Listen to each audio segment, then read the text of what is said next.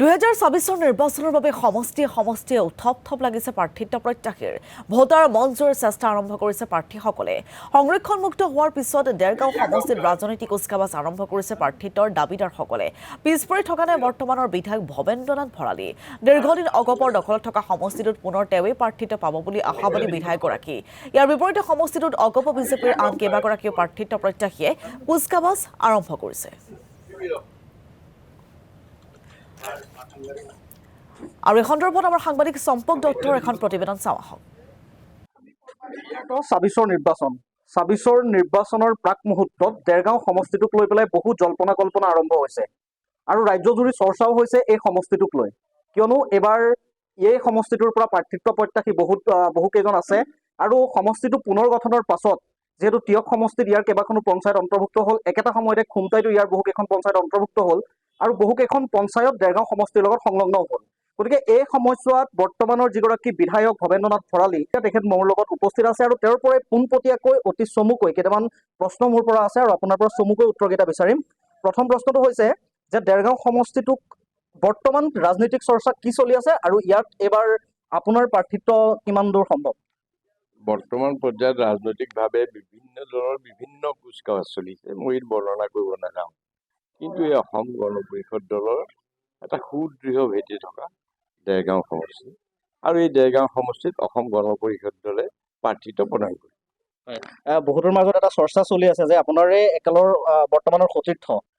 নুৰুল চুলতান ডাঙৰীয়াক লৈ পেলাই দেৰগাঁও সমষ্টিত বহুতে জল্পনা কল্পনা কৰি আছে গতিকে এইটো কিমান দূৰ সম্ভৱ এই সম্পৰ্কত মইতো একো ক'ব নোৱাৰিম দলৰ কৰ্ণধাৰ সমিতিয়ে সিদ্ধান্ত ল'ব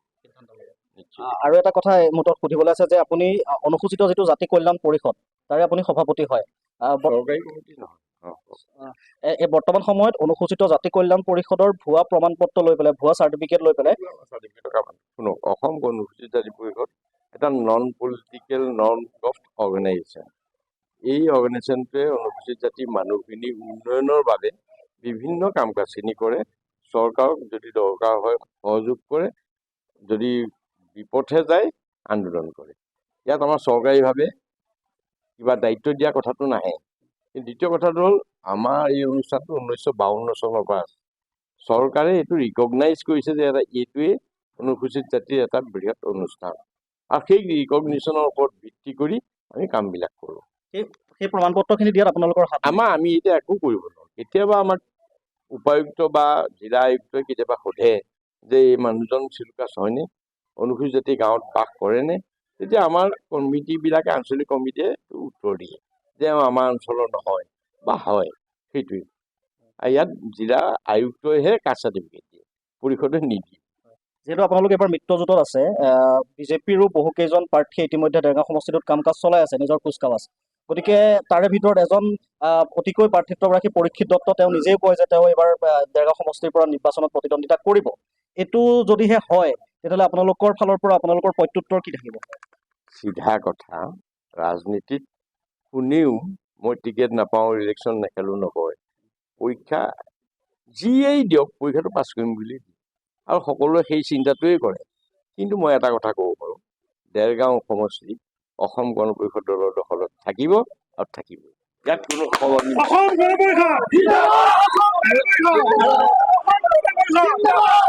আৰু এটা কথা প্ৰাৰ্থিত্ব কেন্দ্ৰিক যুঁজখনত আপুনি কোনোবাখিনিত টিকট পোৱাটো আপুনি এক প্ৰকাৰে নিশ্চিত বুলি কৈ দিব বিচাৰে